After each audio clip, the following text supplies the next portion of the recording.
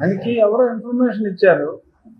So ఆయన spontaneous గా react అయ్యే వ్యక్తి. సో ఆయన నిజాలు మాకు తెలియజేయండి అని చెప్పి ఎస్పీ గారిని అడిగినట్టుగా నేను ఇవాళ పేపర్లో అన్ని పేపర్లలో చూశా. సో ఎస్పీ గారు రిపోర్ట్ ఇస్తారు. సో ఆయన శాఖ కాకుండా మిగిలిన శాఖలను కూడా పట్టించుకోవడం సంతోషించవలసిన విషయం.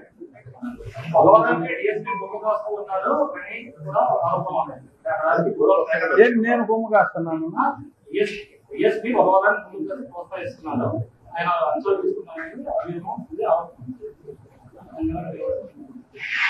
నాకు తెలిసినంత వరకు is a very good officer. నేనంటే అతను మంచి ఆఫీసర్ అని చెప్పి నాకున్న నాలెడ్జ్ దృష్ట్యా, ఎందుకంటే అబ్జర్వ్ చేస్తాను కాబట్టి నాకున్న ఇన్ఫర్మేషన్ ప్రకారం అతను మంచి ఆఫీసర్ అనే నాకున్న రిపోర్టు. వెస్ట్ గోదావరి భీమవరంలో ఆడుతున్నారు అంటే ఇప్పుడు ఎలా ఉంటుందంటే ఊపిరి తీసుకుంటున్నట్టే ఉంటుంది అక్కడ. మా జిల్లాల్లో, గోదావరి జిల్లాల్లో ఎవరు పడతారని ఇంట్లోనే అక్కడ ఆడేస్తూ ఉంటారు. చాలా స్ట్రిక్ట్ గా ఎన్ఫోర్స్మెంట్ అయితే గత 2-3 నెలలుగా జరుగుతుంది. అందుకనే ఏదో తుఫాన్ వస్తే తుఫాన్ షెల్టర్కి వెళ్ళినట్టు చాలా మంది గోవాకి, శ్రీలంకకి వెళ్ళిపోతున్నారు వీకెండ్. ఈ నిజాలు.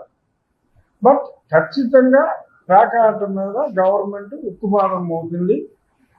సో జోదం అనేది గత కొద్ది మాసాలుగా గవర్నమెంట్ ఉక్కుపాదం, పోలీస్ డిపార్ట్మెంట్, ఎస్పీ గారు ఉక్కుపాదం పెట్టిన తర్వాత భీమవరమే కాదు ఆ చుట్టుపక్కల ప్రాంతాలు, చుట్టుపక్కల జిల్లాలు ఎక్కడా కూడా ప్యాకాట్ అనేది జరగట్ల.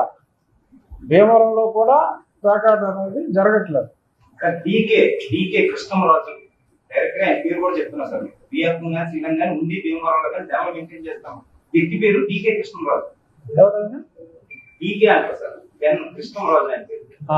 మీ ఉండి భీమవరం ప్రాంతాల్లోనే భారీగా డ్యామ్ నిర్వహిస్తున్నారు. ఉండిలో అయితే కనుక నేను ఖచ్చితంగా చెప్పగలను, ఎక్కడైనా ఎవడైనా నిర్వహిస్తే టోల్ తీసేయమని చెప్పాం.